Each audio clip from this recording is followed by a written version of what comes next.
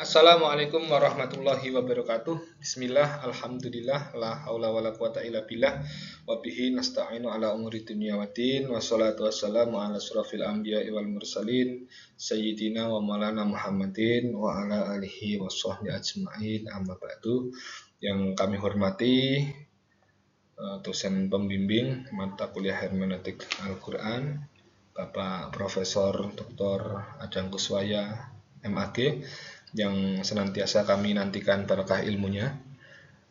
Yang saya hormati teman-teman S3 dan juga para pemirsa dimanapun Anda berada. Baik, di sini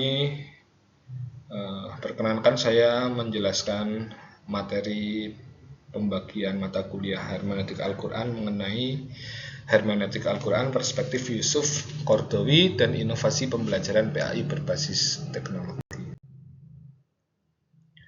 Nah, jadi di sini sebelum saya menyampaikan terdapat biografi singkat Yusuf Al-Qaradawi.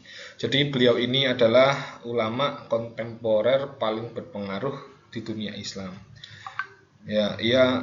Beliau menempuh pendidikan di Universitas Al-Azhar sehingga meraih gelar doktor dalam bidang fikih dan usul fiqh. Nah, sejak muda beliau ini aktif dalam gerakan dakwah dan pemikiran Islam serta dikenal sebagai ulama yang berusaha mengintegrasikan antara teks atau nas dan konteks atau realitas modern. Beliau juga menjabat sebagai Ketua International Union of Muslim Scholars. Banyak karya-karya beliau seperti Fiqh Al-Zakat dan lain-lain. Walaupun Yusuf Al-Qaradawi ini tidak secara spesifik membahas PAI berbasis teknologi seperti istilah sekarang, kerangka pemikiran beliau ini sangat relevan dan bahkan mendukung inovasi tersebut. Nah, baik, sebagai pembukaan teman-teman, jadi perkembangan teknologi digital hari ini sangat mempengaruhi aspek kehidupan. Terjadi perubahan yang signifikan, termasuk dalam bidang pendidikan. Nah, generasi saat ini bisa kita kenal dengan generasi digital natif, yaitu mereka sudah tumbuh dan berkembang bersama teknologi. Jadi mereka terbiasa atau akrab dengan teknologi seperti smartphone, kemudian AI, internet, dan lain-lain.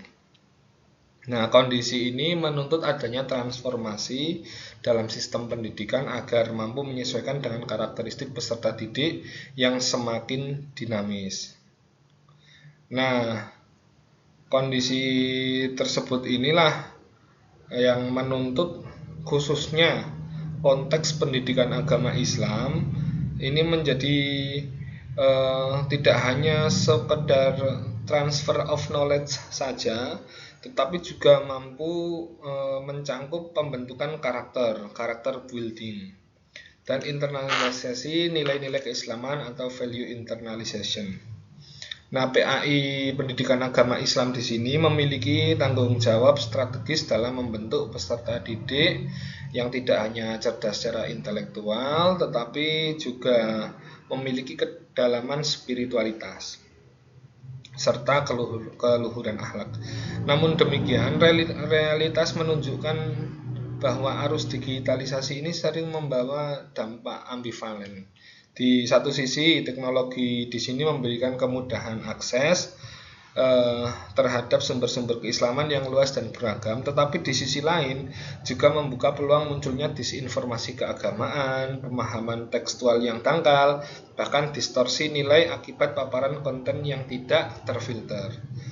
Nah, namun realitas di lapangan malah menunjukkan bahwa PAI masih cenderung menggunakan metode konvensional yang berpusat pada guru atau teacher center.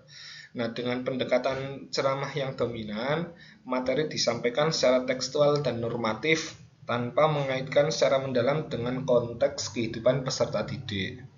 Akibatnya apa? Pembelajaran PAI sering dianggap kurang menarik, tidak relevan, dan sulit diaplikasikan dalam kehidupan sehari-hari. Hal ini tentu menjadi masalah yang serius.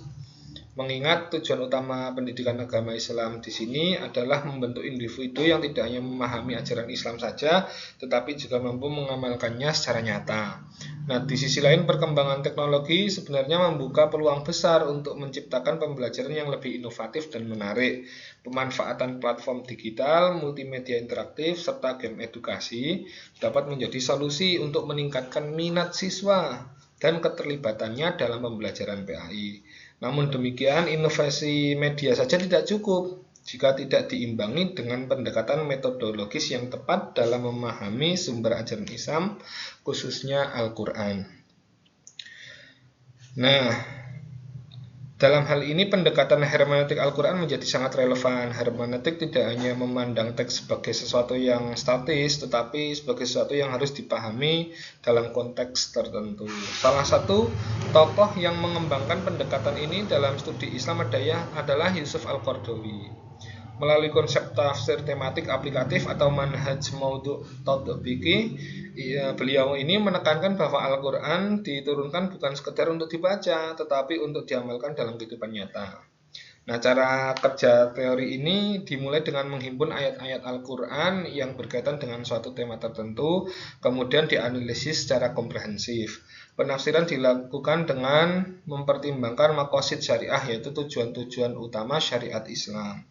Apa saja seperti menjaga agama, jiwa, akal, keturunan, dan harta. Selain ini, pendekatan ini juga mempertimbangkan realitas kontemporer dan dinamika perubahan sosial, sehingga hasil penafsiran menjadi relevan dengan kondisi zaman. Nah, dengan pendekatan ini, Al-Quran tidak hanya dipahami sebagai teks normatif, tetapi sebagai pedoman hidup yang kontekstual dan aplikatif. Dalam konteks pembelajaran PAI, hal ini memungkinkan guru untuk mengaitkan materi dengan realitas kehidupan siswa, sehingga pembelajaran menjadi jauh lebih bermakna. Misalnya, tema kejujuran dapat dikaitkan dengan praktik plagiarisme di dunia digital, atau tema ukhuwah yang dapat dihubungkan dengan interaksi di media sosial. Oleh karena itu, integrasi antara hermeneutik Al-Quran perspektif Yusuf Qaradawi dan inovasi pembelajaran berbasis teknologi menjadi suatu kebutuhan yang mendesak. Mengapa? Pendekatan ini diharapkan mampu menjawab berbagai problematika pembelajaran PAI di era digital, sekaligus menjadikan Al-Quran sebagai sumber inspirasi yang hidup dalam generasi modern. Nah, kemudian di pembahasan kita menemukan problem di lapangan. Dalam praktik pembelajaran pendidikan agama Islam di salah satu kota di Jawa Tengah, ada SMA yang saya teliti tapi tidak saya cantumkan. Di sini terdapat beberapa permasalahan utama yang cukup menghambat efektivitas pembelajaran. Pertama, metode pembelajaran yang masih didominasi oleh ceramah. Ini membuat siswa menjadi pasif. Mereka hanya mendengarkan tanpa diberikan ruang untuk diskusi, dialog, menarik kesimpulan, bereksplorasi, serta mengaitkannya dengan masalah pribadi. Nah, dalam wawancara bersama salah satu guru PAI di SMA tersebut, praktek pembelajaran PAI di sekolah terdapat sejumlah permasalahan mendasar. Salah satu problem utamanya adalah dominasi metode ceramah atau teacher centered learning, yang masih menjadi pendekatan utama dalam penyampaian metode ini. Nah, guru sebagai sumber utama ini tidak baik, sementara siswa berperan sebagai penerima pasif. Nah, ini nanti akan berakibat pada proses pembelajaran yang berlangsung secara satu arah, minim interaksi, serta kurang memberikan ruang bagi siswa untuk berdialog. Nah, kondisi tersebut berdampak pada rendahnya keterlibatan kognitif dan afektif siswa dalam pembelajaran. Siswa hanya fokus pada aspek hafalannya saja, tanpa benar-benar memahami makna dan relevansi materi yang dipelajari. Lebih jauh lagi, keterbatasan ruang eksplorasi ini menyebabkan siswa terbiasa mengaitkan tidak terbiasa mengaitkan pelajaran dengan kehidupan mereka. Nah, selain itu, dominasi metode ceramah ini juga berimplikasi pada kurang berkembangnya kemampuan berpikir kritis siswa. Nah, oleh karena itu, diperlukan upaya transformasi metode pembelajaran yang lebih partisipasif dialogis dan kontekstual. Guru perlu menggeser paradigma pembelajaran dari sekedar transfer pengetahuan saja menuju ke konstruksi makna bersama antara guru dan siswa. Dengan demikian pembelajaran PAI ini tidak menjadi aktivitas akademik semata, tetapi juga menjadi proses pembentukan kesadaran religius yang mendalam dan relevan dengan kehidupan nyata peserta didik. Kedua, pendekatan yang digunakan cenderung tekstual dan normatif. Guru seringkali hanya menyampaikan ayat atau hadis beserta artinya tanpa menjelaskan konteks turunnya ayat maupun relevansinya dalam kehidupan nyata. Akibatnya apa? Siswa memahami ajaran Islam secara dangkal dan kurang mampu mengaplikasikannya dalam kehidupan sehari-hari. Ketiga, terdapat kesenjangan antara materi PAI dengan realitas kehidupan. Misalnya, ketika membahas akhlak, guru jarang mengaitkannya dengan fenomena digital seperti cyberbullying, penyebaran hoax, atau kecanduan medsos. Penerapan teori hermeneutik Al-Quran ini. Untuk mengatasi permasalahan tersebut, pendekatan hermeneutik Al-Quran ala Yusuf Qaradawi ini dapat diterapkan secara sistematif dalam pembelajaran PAI.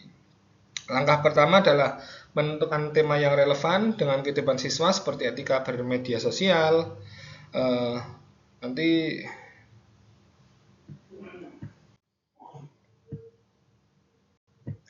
Mohon maaf, slide-nya.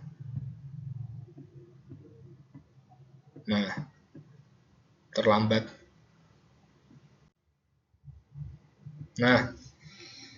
Langkah kedua adalah menganalisis ayat-ayat tersebut dalam kerangka maqasid syariah. Dalam konteks ini, nilai-nilai seperti menjaga kehormatan, menjaga akal, dan menjaga persatuan menjadi fokus utama.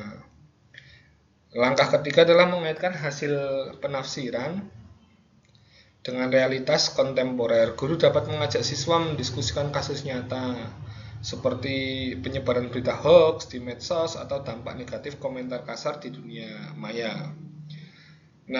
Langkah keempat adalah menyampaikan materi melalui media berbasis teknologi. Misalnya, guru dapat menggunakan video animasi, infografis digital, atau game edukatif yang menstimulasikan situasi nyata. Analisis dan temuan. Penerapan pendekatan ini